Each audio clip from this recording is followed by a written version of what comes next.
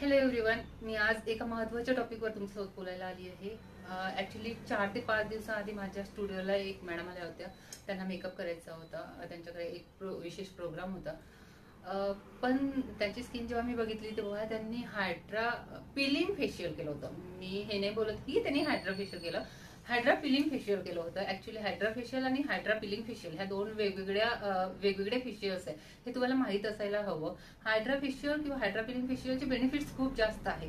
पण म्हणजे फक्त मार्केटमध्ये त्याची हवा चालली आहे. माझी मैत्रीण करते, तिने केलं, तिला खूप छान झालं, हिने केलं, किंवा सतत सतत सोशल मीडियावर येते hydra facial hydra facial hydra facial म्हणून तुम्ही करताय. तुम्हाला त्यातलं काहीच माहित नाहीये आणि तरी तुम्ही करताय. किंवा तुमच्या ब्युटिशियन सोबत तुम्ही चर्चा न करता किंवा डर्मॅटोलॉजिस्ट सोबत चर्चा न करता फक्त तुम्ही स्वतः जाऊन म्हणताय की मला हायड्रा फेशियल करून द्या आणि करताय.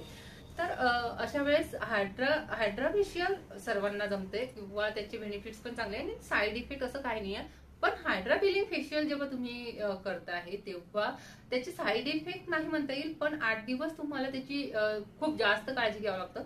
तर पिलिंग फेशियल जेव्हा तुम्ही करत आहात त्यावेळेस तुमची स्किन पील होणार आहे. म्हणजे तुमची डेड स्किन जी आहे ती निघणार आहे पूर्ण एक आणि नवीन स्किन येणार आहे. त्याच्यामुळे ग्लोईंग, हायड्रेटिंग आणि प्लम्पी अशी स्किन तुम्हाला भेटणार आहे. पण त्या 8 दिवसात जर तुम्ही म्हणत असाल तर त्या 8 दिवसात तुमची स्किन हळूहळू करून पील होणार आहे. म्हणजे असं एकाच वेळेस पूर्ण निघतं आणि छान दिसतं असं नाही आहे. 8 दिवस तरी त्याला निदान 5 दिवसाचा पिरियड तर तो जाऊ द्यावा लागतो. छोटे छोटे स्पॉटमध्ये किंवा जागेवरती पील होते. आणि जसं हिवाळ्यात तुम्ही बघितलं असेल खूप एक्स्ट्रीम ड्राय स्किन किंवा तेव्हा पॅचेस पडतात, तसं ड्रायनेस येतं आणि कशी खुरदळी स्किन दिसते तशी ती स्किन निदान 5 ते 7 दिवस दिसते.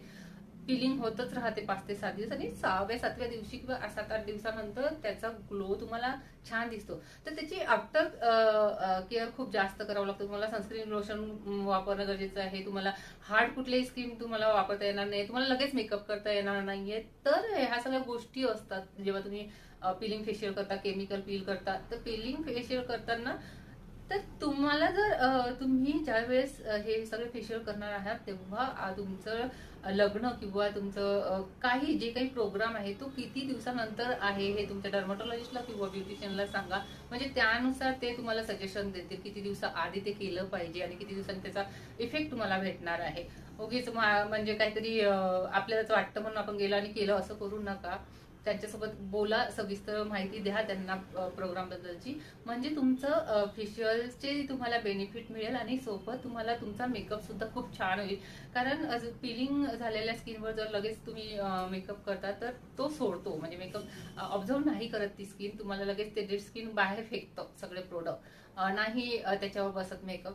सो ह्या गोष्टी लक्षात ठेवा आणि तुमच्या स्किनला कुठलं फेशियल सुटेबल आहे ते ठरवा आणि तसंच फेशियल करा. म्हणजे बेनिफिशियल तुमच्यासाठी ते जास्त राहील आहे. मी असे विषय घेऊन येतच असते. तुमच्या जे प्रश्न असतात किंवा तुम्हाला जे काही डाऊट्स असतात ते क्लिअर करण्यासाठी. आजचा हा विषय मला वाटतं की नक्कीच बेनिफिशियल होता. असा अजून एखादा विषय राहील तर मी तुमच्या भेटीला नक्कीच येईल आहे. आता सध्या तुम्हाला बाय बाय बोलते. Bye bye.